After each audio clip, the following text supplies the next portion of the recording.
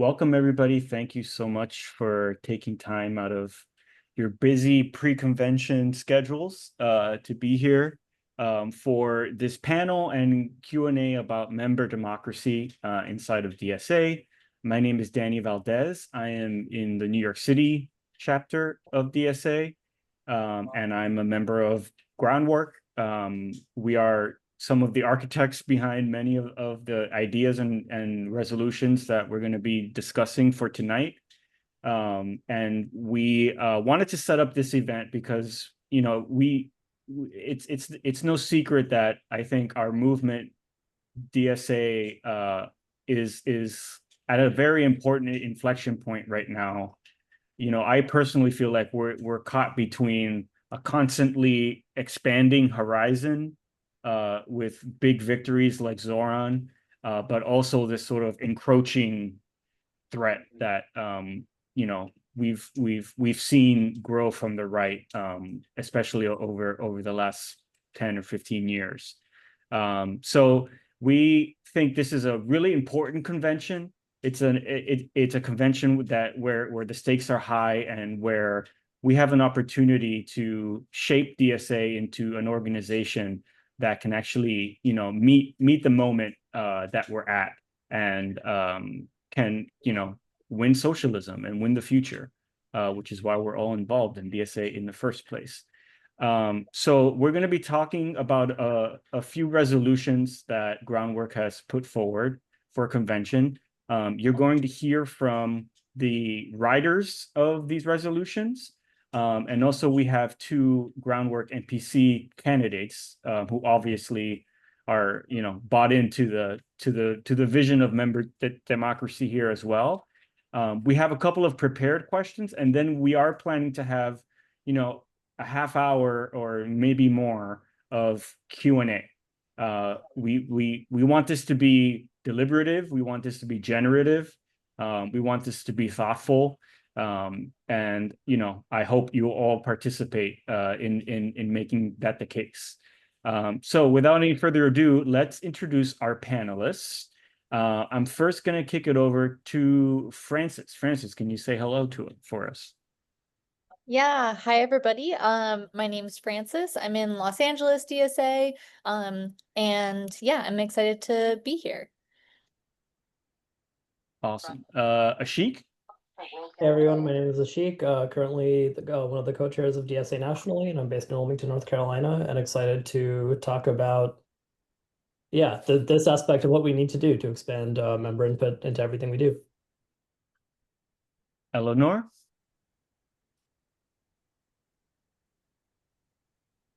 Hi everyone, I'm Eleanor. I'm in New York DSA, New York City DSA, and yeah, I'm excited to talk to people about expanding our democracy and getting people more involved. Cool. And last but not least, Sumter.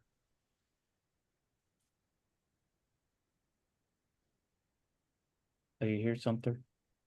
I think Sumter might join us a little bit later, but that's all good.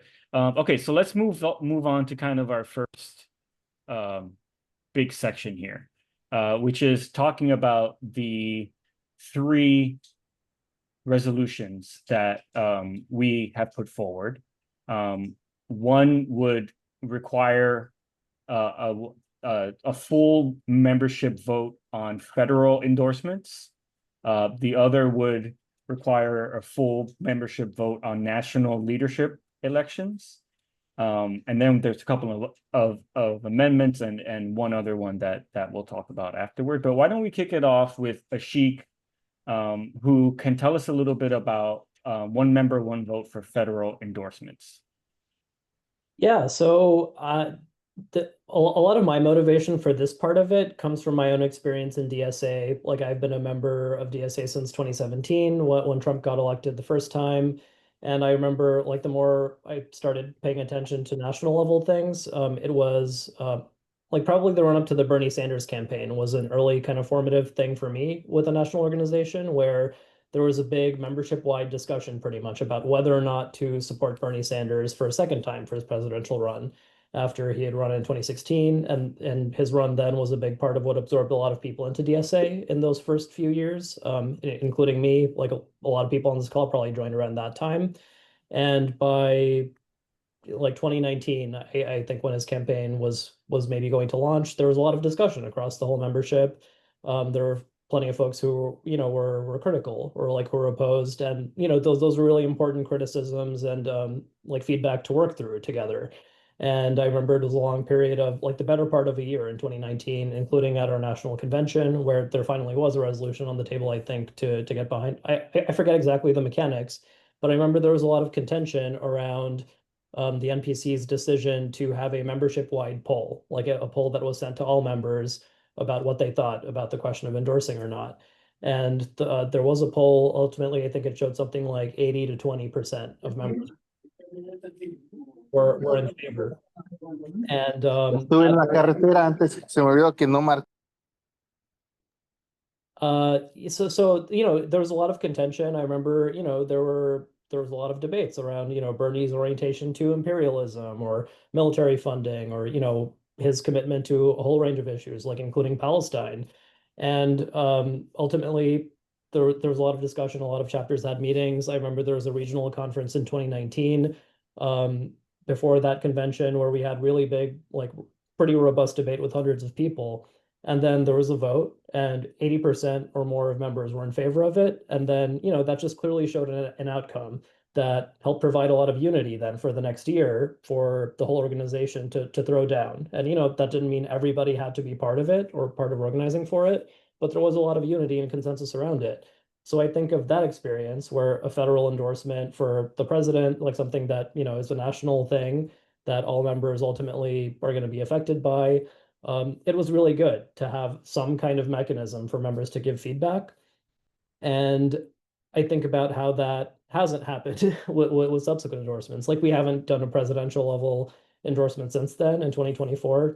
We didn't have great options on the table, but at the level of Congress, we've had 4 candidates that DSA has nationally endorsed. And, thinking about the arc of that, since 2018, there was AOC and Rashida. In 2020, there was Cori Bush and Jamal Bowman. And, all 4 of those have gone in different directions. Like our members have a lot of opinions about all those different trajectories. But to me, and, some of those are pretty contentious, and a lot of contention at the level of NPC has been around some of those candidates and decisions they've taken and how DSA is oriented to that. So I think just because this is something that all members ultimately have an opinion about, but a very small set of people, the National Political Committee has just made endorsements, sometimes just with an online vote of like 16 people or 17 or 18 people. And that's not enough feedback. Like to me, one way or another, whether people are critical or supportive or whatever, not enough people were part of those decisions. So to me, opening that up to all members to be able to be part of that decision is just going to help, one way or the other. And I've been on, winning or losing sides of different votes on the NPC or around some of these questions. But ultimately, it's just, often so much contention comes out of not people being able to be part of that decision. So, to me, we could say a lot about Jamal Bowman or AOC, but to me, like Cori Bush is something that I want to talk about in this context. I'll just take a minute and then, hand it over to the next topic. But to me, even people who are very critical of Jamal Bowman or AOC on questions around Palestine, will acknowledge that Cori Bush has been really out front. She was a leader for a ceasefire. She took really big political risks to come out for Palestine. And then AIPAC spent $20 million to defeat her. And we were not able to defend against that. But the St. Louis chapter did. Like they were 90% of her ground game. They really organized very hard to help defend her seat, and she ultimately lost by like 6%, which to me is a margin that conceivably, if the National Org were organized and had built consensus over a period of months and more members were part of that, we could have thrown down earlier in a way that could have made a difference to defend somebody who's been out front for Palestine against the most powerfully organized Zionists in US politics. So to me, just there are so many questions around federal endorsements that are downstream of us not building the mechanisms to organizing enough people into it. So I think about, like I'm wearing a t-shirt, UAW for Zoran. I think like both of these things are really important examples of helping as many people vote as possible. Like UAW reformed and around the principle of one member, one vote for their union. And then Zoran's endorsement from New York City, DSA, involved all members of that chapter of now, like what, over 10,000 people voting to throw down for it. And that's part of the basis of one of the biggest upsets in recent electoral history. So this is something that I think we need to apply at the national level. And yeah, I hope I want to hear criticism and feedback, and then us make a decision together to expand democracy in this organization so we can keep being much more powerful. Amazing. Thank you, Ashik. I'm going to take a pause and introduce our other panelist, Sumter. Sumter, can you say hello and introduce yourself for us? Yeah, absolutely. Thanks, Danny. Hey, everyone. My name is Sumter. My pronouns are they and he, and I am a member of Atlanta DSA and very happy to be running on the Groundwork slate. Most of my work in DSA has been centered around labor and organizational reform, administrative structures. So when you think about those two things, right, what's the natural conclusion there? We need one member, one vote. I'll elaborate more on that later, but I just want to say hi. Thanks, Danny. Thanks, Sumter. Okay, we're going to go back to Sumter in a minute, but before that, I wanted to introduce, well, you've already met her, but reintroduce Frances, who is one of the authors of One Member, One Vote for National Leadership Elections, and to explain some of the motivation behind that resolution and how it works. Go ahead, Frances. Yeah, thank you, Danny. Yeah, so one of, if not the most consequential decisions that we make at our convention every 2 years is electing folks to the National Political Committee. And this decision is incredibly consequential because the governance of the organization between conventions is done by the NPC. So in between conventions, the NPC has a tremendous amount of authority, managing, hiring, firing staff, charting out new campaigns, voting on endorsements, and a million other both administrative and deeply political questions that the NPC faces in between conventions and tries to kind of hash out and navigate. And presently, the situation is such that as an NPC member, because we have the delegated elections where we elect our National Political Committee through our convention delegates, this incentivizes NPC members to be kind of first and foremost accountable to their caucuses and to their close friend groups, the 50 or plus people that you can get to vote for you at convention, rather than being accountable to a broad base of members in the organization, and to be incentivized to really be receptive to, responsive to, and accountable to more rank and file members. And I think this is really detrimental to our organization and creates kind of just challenging political dynamics. And I think that one of the things that it can kind of create is that we have like the activist layer of the organization, like your leaders, your chapter leaders, your delegates, etc. The people who are like really stepping up to put in the work and run the organization can be kind of politically out of step with the broader base of the membership because there aren't structural incentives to be accountable and responsive to membership. This is not the case in chapters. In chapters, you interact with the rank and file members, the paper members all day, or not all day every day, but all the time, right? So you're constantly kind of interacting with members and really seeing where people are at and trying to lead and govern your chapter in such a way that is responsive to the needs and wishes and political will of the membership of your chapter. But at the national level, we are really, we don't have those same structural incentives. And I think that, so what this resolution would do, what this bylaw amendment would do is it would have us elect our National Political Committee via an election that's open to every member of DSA, every member in good standing. We, in writing out this resolution and putting it forth to the convention, people expressed concerns about kind of like how will we make sure that we have opportunities to really deliberate on these important political decisions of like who's going to be on the NPC. And we wanted to really be receptive to that because I think it's fair criticism and it's an important question and we have to kind of try to figure it out. And so some of our folks actually got together and wrote an amendment to our bylaw amendment that would add some deliberative steps into the process for electing NPC. So things like making sure that we have a candidate forum, making sure that we have an opportunity for members to direct questions, making sure that there's encouragement and incentive for chapters to do like turnout to make sure that their members are voting in the elections, to really try and ensure that when we make these collective decisions together, we're doing it with the broadest base of members possible and really getting as many people as possible engaged in the decision in a meaningful way.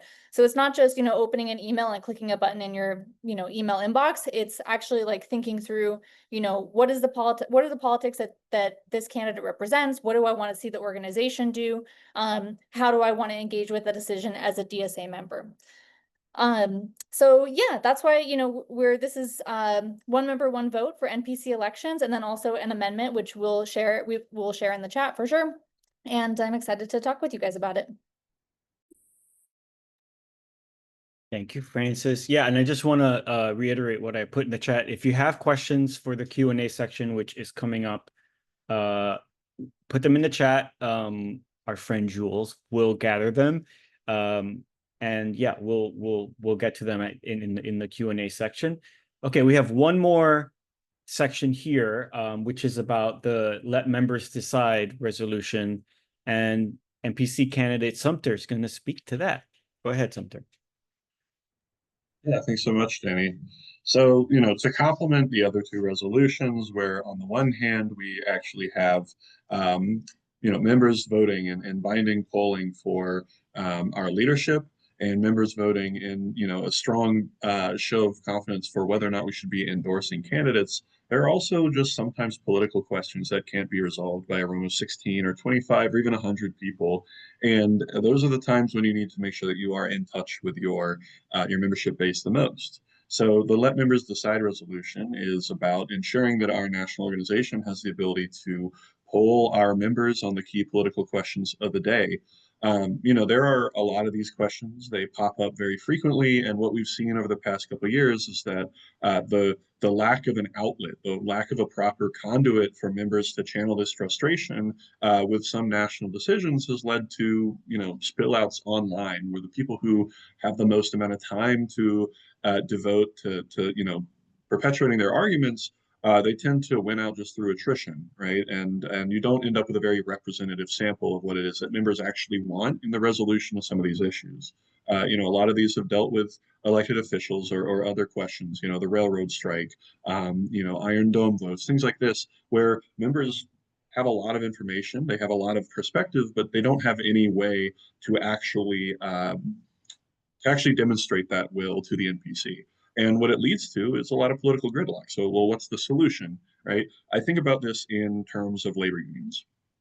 When you have a union campaign that is leading up to a strike, the union doesn't just declare one day like, hey, it's happening now, vote yes or no, let's deliberate and discuss and then move on from there. No, there's a whole process, there's a whole campaign of generating buy-in and figuring out what it is that people need, right? What their top issues are, right? Trying to sort out those priorities in advance. Is it pay? Is it more, grievance processes on the job? Is there something about your employer's political positions that you want them to fix, right? Whatever the situation is, unions have many, many avenues of engaging their members and figuring out what they want so that those priorities are reflected in the final collective bargaining agreement or in the demands of their strike. And along the way, any good union knows, and Jane McAlevey says this, in order to build up to the power of a strike, you need structure tests. And you need the ability to poll your members and figure out, well, how many people are actually paying attention to this question in the first place? How many people are actually opinionated and want to provide input to our national leadership in the first place? And if the answer is 5%, guess what? You haven't done the work of engaging your membership, right? And I think that's ultimately what all of these one member, one vote resolutions come down to is, do we have a culture of regularly asking our membership to participate in the political decision-making of the whole organization or not? Do we regularly ask people to engage with our national processes or not? Is it going to be an opaque, 1,000-person body that's leading everything? Or are we going to set the expectation that, like, hey, real democracy means that you have to know what you're talking about on the one hand, but that also means that your leaders have to make it easy for you to know what to talk about and easy for you to weigh in a systematic way. We don't just want the loudest voices, right? Paolo Garbato Italian sociologist. He studies these kind of digital parties, and he studies a lot of other groups, right-wing groups, and other parties around the world.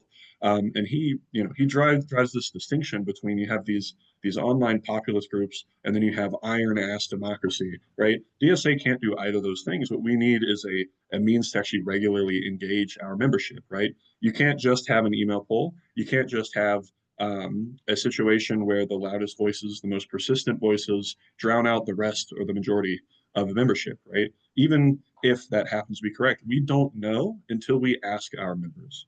So, the Let Members Decide resolution is really about enabling our national leadership to regularly engage our whole membership in key political questions of the day. And, on the one hand, it's this approach that forces our leadership to say, hey, like we need to consider what our members want. But then on the other hand, it also allows members to say, hey, we recognize that there's political gridlock going on, and we just need a resolution of this so that we can move forward one way or the other. That's what the Let Members Decide resolution would do, is give that mass character back to DSA. Amazing. Thank you so much to all of our panelists for bringing up and discussing all these very important resolutions and visions for how we want DSA to meet the moment and win the future. We're going to transition now to the question part. What we did is we took what we have sort of seen as kind of 3 of the biggest FAQs out there and made them into prepared questions. So we'll spend about 10 minutes on those 3, and then we'll move into a Q&A session for pretty much the rest of the call. So again, I see some great questions coming in the chat. If you have questions that you'd like to ask the panelists, go ahead and type them in there, and we'll get to them in about 10-15 minutes. So the first question, and Eleanor, since you haven't spoken yet, maybe you can start here, but others should feel free to weigh in as well. How do we continue fostering deliberation, debate on key issues, as well as engagement in the organization more broadly? And how do these suites of member democracy resolutions help to enable that? Yeah, so as of right now, NPC is the NPC election is not something that's actually debated at convention at all. And the only thing that members really have to base their votes off of are a packet of pre-prepared questions, and a video, which I'm sure you guys have seen all over the place. And it's not to say that, we didn't all make very thoughtful videos and answer those questions very thoughtfully, but I think we all agree that that's kind of not enough to base a vote off of. And we really listen to some of the concerns about debate. So in the amendment to the one member, one vote for national elections, we included, requiring a town hall for all NPC candidates. And as Francis mentioned, encouraging chapters to actually canvass their members and encouraging them to participate in these town halls and encouraging them to vote, which I think is already creating fostering a better culture of deliberation and debate than we have. And in terms of just encouraging people to engage in the organization, I think there are some concerns that if people just vote off their phones, then they won't feel the need to participate in the organization and participate in the democracy of it, or the structure building and those aspects of it. But I kind of really want to push back on this idea that there are these swaths of paper members who actually don't really want to do anything in the organization. They just want to support us because they think we're doing a good thing, and then tell us from their phones what to do. I have been running DSA 101s in the New York City chapter for the past few months. And something that I hear a lot from folks is like I really want to get involved. I just like can't figure out how. And a lot of the times I'll answer like, oh, like get involved with, our membership committee, come to a board game night, come to, a branch meeting, come to socialist softball, and like you can meet people that way. And I think that's like it's helpful, and like there's a reason I recommend that. I think it's like a good way to get to know people, and those people can help folks get plugged in. But like a lot of the times the response is like, oh yeah, those things sound great, but like I'm here because I'm like terrified about what's going on in the world, and I like actually want to do political organizing, and I just can't figure out how. And I think like giving some amount of power back to the members is like the first step in the right direction here, and it's the first step in getting these folks really like engaged in the organization and feeling like they're bought in. And I think that's how you turn a paper member into a semi-active member, and a semi-active member into a active member. Yeah. Thank you. Does anybody else want to weigh in on this question? Okay, that means you had a great answer, Eleanor. Okay, we're gonna do one more prepared question. So the question is, how will passing one member, one vote affect chapters big and small across the organization? And I guess like a sub question would be like, how do we make sure that the voices of small chapters and larger chapters are like in balance while we're doing these voting exercises? Thank you. Maybe Ashik, you can kick us off. Yeah, I can start. And this prepared question is an outcome of a very common question that a lot of us have been getting for members like across the board from chapters of all sizes. And I think it's a really fair concern because a lot of the, as long as I've been a DSA member for the past 8 years, like convention often feels like it polarizes against like perceptions of, big chapters versus small chapters, and, people's perceptions of the weight that they get at convention. And I think that I'm going to speak from the perspective of now being in a pretty small chapter, but I definitely want to hear from other comrades here. Like Eleanor's in New York City DSA, the biggest chapter. Like the basic question that I've gotten from people, especially from smaller chapters of DSA, is like, well, what stops New York City DSA from, like as a 10th of the org, or, even a fifth, like as it's growing, from just making decisions that, outweigh like any number of small chapters across DSA. So I'll say, like from my perspective, like I'm in Wilmington, North Carolina right now, which is a DSA chapter that has somewhere between 60 and 80 members. They're going to get allotted one delegate at this convention out of over 1,000 delegates. And that one delegate, this year, for the first time in a few years, it was actually competitive. There are 3 candidates to run for that one delegate seat to get to vote at convention.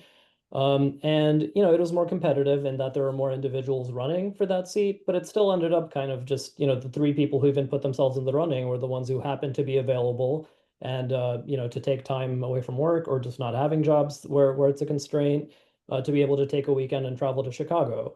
And I'm actually not sure right now if the chapter is actually fundraising to cover the cost, or if the delegate is just going to be expected to do it on their own, in addition to the scholarship that's nationally available. So it just ends up defaulting to a lot of the factors that shape who ends up becoming delegates at the convention. It so happens that the one delegate this time is a member of an existing national caucus, and I've heard from a bunch of the active leaders in the chapter that, they actually disagree with a bunch of the opinions that, the comrade who's going to be a delegate has like about a number of convention resolutions, or who they're likely to vote for leadership. So already it's just starting off with the situation where a majority of people who are active in the chapter, let alone the whole membership, who are dues paying members, like 60 plus people, are not going to get a say in convention in choosing leadership or any number of other questions. And one person's going to end up making those decisions. So, from the perspective of people in this chapter, like the vast majority of the members of the chapter are not going to make decisions that are going to affect the whole organization, that are going to affect this chapter in any number of ways. And there's many chapters that are this size. Well, I forget looking at the list, but out of 200 chapters of DSA, a very large number of them are going to have 1 to 3 delegates. So a very small number of people are going to vote on these very consequential things, and a lot of them are not going to have meaningful conversations on this timeline about the things that are up for votes, including leadership. There's barely any deliberation about NPC currently. So yeah, there's just a big imbalance, and I think small chapters more than others right now are not being really reflected in the decisions made at convention. Thank you, Ashik. Eleanor, maybe you want to speak to the big city or the big chapter experience of one member, one vote. Yeah. Yeah, I mean, I think it's a lot of the like very similar concerns that Ashik was talking about. And I think like bringing up sort of like caucuses is also kind of like the elephant in the room here, that like there are 10,000 members in New York City DSA at this point. And I can't say exactly the number of delegates that we're sending to convention, but it's not a lot. And I think that's also like the thing is that like it's not representative of the kind of wide swath of opinions that we have in this in larger chapters either. And it is representative of kind of like who is in the know about convention and things like that. So I think it does like really help large chapters also to have candidates for NPC going directly to their comrades in their chapters and campaigning directly rather than having these kind of crazy delegate elections. I talk to new members and I'm like, oh, I'm running for NPC, but you can't vote for me. There's like this convention coming up, and it's very confusing. And I think it kind of like it silos a lot of like uncaucused folks away from this sort of experience as well. Okay, great. I'm sure we could talk a lot more about this particular subject, but in the interest of time, I think let's move on to some of the questions that we got in the chat while things were going on. I think we're also going to try to answer a few questions in the chat as well, so that we can just try to cover as much ground as we can. Okay, the first question is a process kind of question. Question reads, DSA has significantly fewer staff than many of the labor unions we work with. How can we balance increasing their administrative workload with one member, one vote, while ensuring chapters and national organizers still receive staff support for the logistical needs of national campaigns? What would national membership elections cost? Francis, maybe you can help us out there. Yeah, I can jump in. Yeah, the kind of long and short of it for my answer to this question is that I think that the logistical and administrative challenges of administering an election, a direct election of NPC members or for federal endorsements is overstated. Like I think it is actually not such a huge Herculean burden. Ultimately, like we're talking about a handful of Zoom-based forums and an online vote, and it's I think not such a Herculean challenge that we'd have to overcome.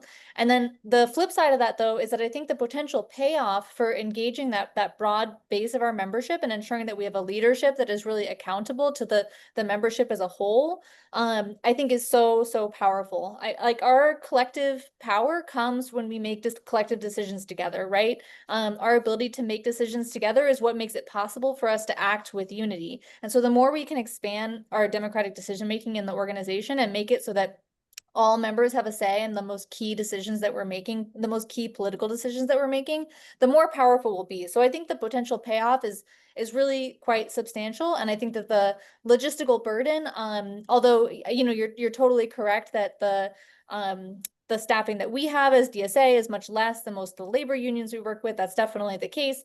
But I think that ultimately the logistical burden, the administrative burden is not so Herculean. I think it's definitely something that we can accomplish and would just take a little bit of prioritization of that work. And I think the potential payoff would be so extraordinary. Co-chair, would you like to speak to the administrative costs and burdens here? Yeah, I'll say as one of the co-chairs, I'm very familiar with how our staff currently operates. I also helped lead the Solidarity Dues Drive. Groundwork members were, very active leaders in making sure that we prioritized fundraising over the past 2 years. which was astoundingly successful. And this is something that we haven't told the story enough of how we organized and our members organized collectively to solve a problem. And we have actually been behind on reporting about the budget and outcomes over the past year, in part because, choices were made about staff capacity. We think, unfortunately, without really considering what we wanted to prioritize in terms of organizing. And we currently have a $1 million surplus. I may be a little bit behind on reporting that. We've been growing our membership so much, especially since the election. But even before the election, we set a goal of raising over $700,000 in new monthly dues income by the end of the year. We met that goal by May. So halfway through the year, less than halfway through the year, we met our entire annual goal. And unfortunately, the further fundraising was cut short based on the staffing decisions. But all that to say, we're now in a position to make, decisions not from a place of scarcity, but really figuring out what do our members want and what do our members deserve? Like collectively, we can make choices about organizing capacity and like every domain of what our members decide to do at this convention. And, we believe like nothing is too good for our members, like nothing is too good for the working class. We have to make decisions about what to collectively organize for and prioritize. I think the actual cost of what this would cost, like polling, I've heard various estimates, especially from organizations of a comparable scale. I think, based on how many polls or votes there would be per year, it would be something in the realm of tens of thousands of dollars, which, if we have a multi-million-dollar budget, which we are continuing to grow, like that feels like kind of a drop in the bucket, to be honest. And in terms of staff capacity, like especially if we develop clear systems of doing this on a regular basis, we can just plan for the capacity we need. So yeah, so I think questions about cost should not be limiting factors. They're organizing questions about what we decide to prioritize. And we are really in a position now to, figure out how to prioritize as much as possible collectively. So we think this is part of that. The Soros checks are finally being cashed after all this time. Just kidding. Sumter, do you wanna add anything here? And also maybe you can transition us to the next question, which has to do specifically with what you presented, the let members decide resolution. Who would decide how would the issues that go to membership be determined? Yeah, thanks. And as far as the previous question, when it comes to union staff, DSA is different from a union because in a lot of unions, the staff are the ones who unfortunately are still doing a majority of the recruitment. That's the case in my union. That's the case in a lot of other unions. And staff are also there to ensure that grievances get handled and collective bargaining agreements get all the logistical support that they need. DSA staff don't have exactly the same administrative loads as unions have in that regard. So I think it's not exactly apples to apples, but I mean, essentially, everyone else has already answered the question, right? Like nothing's too good for our members, and the cost of engaging all of these members is really distributed not just among staff, but amongst our whole leadership, right? The challenge is not paying for the vote itself; it's in engaging the members, which is something we all need to be doing all the time anyway. But as far as what the polling would look like for let members decide, I actually have the text right here, and let me read it for you verbatim. It amends the language to be, polls of the members in good standing on specific issues shall be held upon petition of 5% of members, which currently would be about 4,000 people. We've had open letters receiving about that many signatures, just through Twitter circulation, or chapters representing 20% of members. So, depending on which chapters, that could be anywhere from a dozen to a couple tens of chapters, depending on who you're asking. Such polls shall be advisory and non-binding. At least 2 discussion forums will be announced to membership and held at least 14 days before the start of voting in any poll, and members shall have the right to submit statements in favor or in opposition to options in any poll, which shall be published to members at least 7 days before the start of voting in any poll. So in other words, a petition from enough members could start the polling process, and in this case, we would actually make it required. So if enough signatures are collected, our national body must hold a poll on this. It's no longer optional. But of course, the flip side is the NPC could always just ask for a poll, right, and send it out to members, especially if there's some kind of political gridlock going on, or they're having a hard time deciding, the right way forward. It never hurts to kick it to members, and that also strengthens their decision making as well. So, we can trust our leaders to have the judgment to know when to ask members if we develop a kind of healthy organizing culture. Thank you, Sumter. I want to jump to this question because I think it's a really interesting one, and it's a dimension of this topic that we haven't explored tonight yet. The question from Jeff is, can anyone talk about how this internal organizational reform of one member, one vote supports making DSA more of an externally oriented mass organization that can fight the right and shitty Dems, which is also a groundwork priority? Maybe Francis, can you start us off? Yeah, definitely. There's two things that come to my mind with this. The first is just that our internal decision making for NPC right now is so inward focused, right? It's there's delegate elections and chapters all across the country. They all have a different method for electing their delegates, different timeline. Some chapters have slates that are being run, the elections are just totally uncontested. It's hugely variable across the organization, and in order to be competitive in the NPC elections, you have to be paying attention to all of that. And it's it's tremendously time consuming, and it's tremendously inward focused. And I think if we had national political committee elections that incentivize actually just like going directly to members and talking to members about what's important to them and what they want to see in DSA and what their vision for DSA is, and then trying to run on a platform that articulates that and articulates a positive vision for DSA, I think that would be a big incentive to just shift our organization to be more externally focused and more grounded in kind of like the immediate political context instead of the inward facing like internal DSA politics. The second thing that comes to my mind is that what we really need in order for DSA to be as strong as we possibly can and ready to fight the shitty Dems and the like right-wing extremists, we need every DSA member to really think of DSA as their political home, and to be committed to it in that way. Like everyone on this call is committed to DSA as our political home. I would hazard a guess that a lot of our members who are, maybe not as engaged or not engaged enough to want to run for delegate and go to convention, etc., it's not that they're not doing meaningful political work, but they might be doing it outside of DSA, maybe in their labor organizing, or maybe at another organization, or maybe at some nonprofit or what have you. And so they've found a political home that's outside of DSA. But we need our members to really think of DSA as their political home so that we can all be as invested as possible and as strong as possible. That just makes our organization as strong as possible. So those are two things that come to my mind, Danny. Awesome. Does anybody else want to comment on this question? Yeah, I'll just jump in for this also because I have to leave early. It's actually for, like, I guess I'll say a little about why. Like, there's a convention committee meeting happening right now. That, there have been a lot of things that I and others on this NPC who are incumbents could say about what's been frustrating about this NPC and, the nature of like how caucuses have kind of set in at this point in DSA in ways that have kind of come in many ways at the expense of building structures of the whole organization to engage our whole membership. Thinking about democracy and just like how people have access to it. Right now, I'm one of 3 candidates for co-chair. There are 3 caucuses who are represented with those co-chair candidates.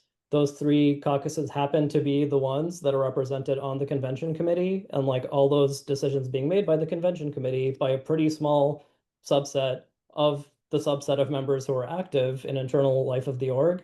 Like, just so many decisions are being made by a very small subset of subsets of active members of the organization. And, there are a lot of frustrations that are going to come from that. Like I'm seeing decisions being made by this convention committee that are frustrating in many ways.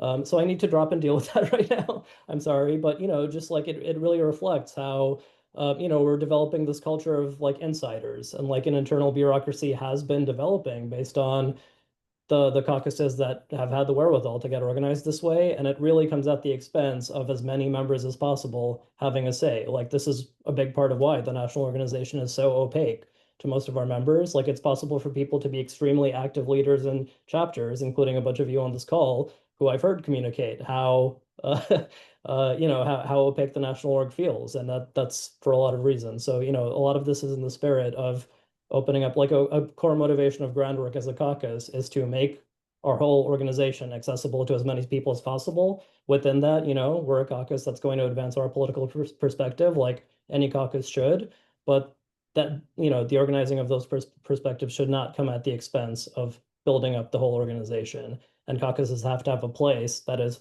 subservient to the whole organization. So that's part of our motivation with a lot of this. Excellent. Let's see. Have there any that have not been answered? Oh, here's one. How can DSA best ensure? Oh, and thank you, Ashik, for joining us. And good luck. How can DSA best ensure that members are not locked out of leadership and encourage a diversity of representation, i.e. rural and small chapters, people of color, etc.?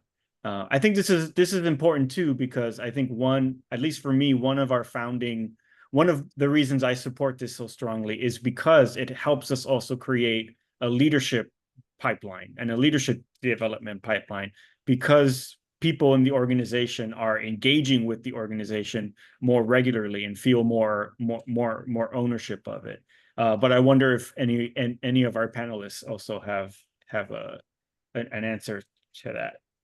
How do we best ensure members are not locked out of leadership and encourage a diversity of representation?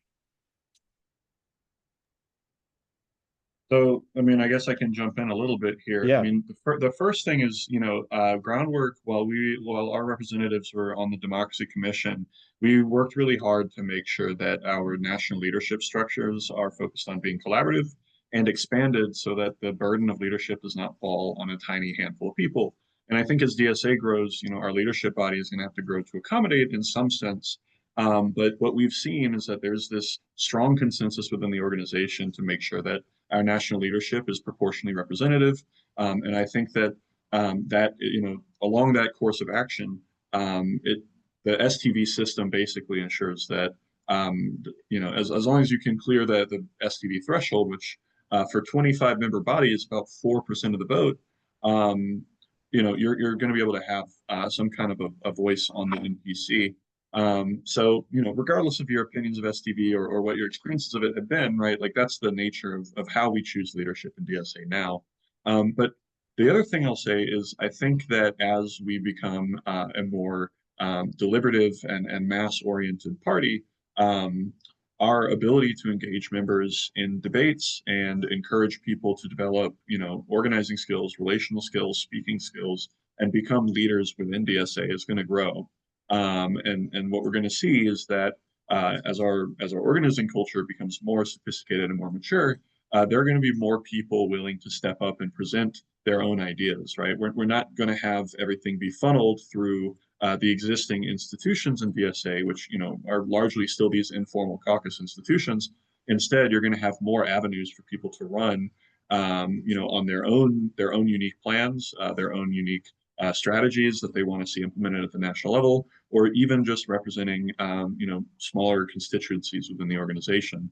Right now, it is a huge hurdle to win elections for delegate, because you can't just talk to an average member. You have to talk to a specific group of members, right? And the information for who those members are, how they get elected, where they're coming from, who they know already in the organization, what caucus they come from. These are all barriers to individuals who come from maybe smaller chapters or from more marginalized backgrounds. These are all barriers to them actually getting their ideas out there and discussing them with members and getting feedback. So I think one member, one vote could be a tremendous boon to organic leaders in our organization. Gaining the ability to talk to members and engage in a strategic debate in a way that elevates what we have right now. I hope everyone shares my optimism in that, but really it's not about optimism. It's just about, can we commit to following through on the vision that we're laying here of a DSA for all. Amazing. Okay. I think we have time for one last question, which I also thought was interesting. Does separating the vote for the NPC and the duties of convention present any significant challenges to our internal democracy, and how can we intervene in that? Francis, do you want to take a shot at this? Yeah, for sure. I think it's a great question, and it's an interesting line of argument that has come up in this conversation around one member, one vote, and did get me thinking.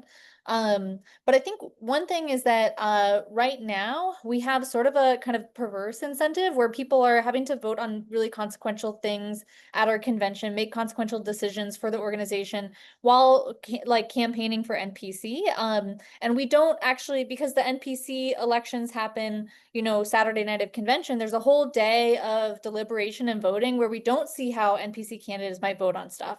So I think there's some like perverse incentives that happen within that process, and this would actually kind of remove that a little bit and take out some of the like gamification of the convention voting and how it pertains to NPC candidate campaigns. Yeah, I mean, additionally, I think it would open up a lot more space for us to really dig deeper into the really consequential and political stuff at convention, and to feel like, you know, no matter what, we have a leadership that is, you know, responsive to DSA as a whole, and thus like ready to carry out the will of convention as a whole, instead of kind of the like hyper inward facing factionalized decision making that happens right now. And I can also jump in and share a little bit about this. Currently, our NPC is only accountable to a body that meets once every 2 years. And as soon as the NPC is elected, that convention body disbands. So really, there's no way to hold our NPC accountable to the promises that our convention passes, to the resolutions and plans that our convention agrees to, or to the overall vision of the organization that we shape as delegates. I think instead, if we have a one member, one vote system, then it would not actually weaken the convention's mandate. I think that what it would do is it would actually enable us to talk about convention plans to everyone in our organization, and we'd be able to specifically point out where the NPC succeeded or fell short of what the convention mandated it do. The NPC would have to answer to all members about how they implemented the work of convention, rather than just to the 1,000 or so delegates who won't even convene again or have the ability to recall those NPC members later, even if they wanted to.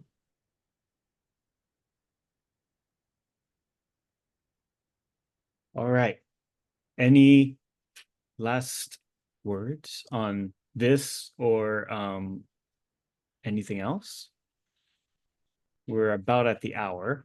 Okay, thank you to all of our panelists for being here, and of course, everyone who came out to this panel and this Q&A. I hope some of your questions and curiosities about one member, one vote, that those suite of resolutions coming up for convention were answered. If you would like to continue the conversation, or, you know, if you have a question that maybe didn't get answered, or you think of one later, you can just email us. I dropped the email for the caucus there, and we can, try to answer your questions about any of these resolutions as best we can over email. We really want this to be a collaborative, inclusive, and deliberative process. So don't hesitate to email us. A couple of things. This wouldn't be a DSA call, and I wouldn't be a good facilitator if I didn't give you some calls to action. So the first one is we do actually have a pledge to support one member, one vote at convention, along with a few other groundwork resolutions. So if you like what you heard tonight, if you think one member, one vote would be a huge positive for our organization, like we do, sign the pledge, and that way we can stay organized around convention and around the vote. And the other thing is, we are having a Groundwork social the Thursday of convention. What's the date on that? August 6th, August 7th, August 7th. So here is the link to that. And you're all welcome to join us, whether you're in Groundwork or you're Groundwork curious, or you just want to hang out with some cool people.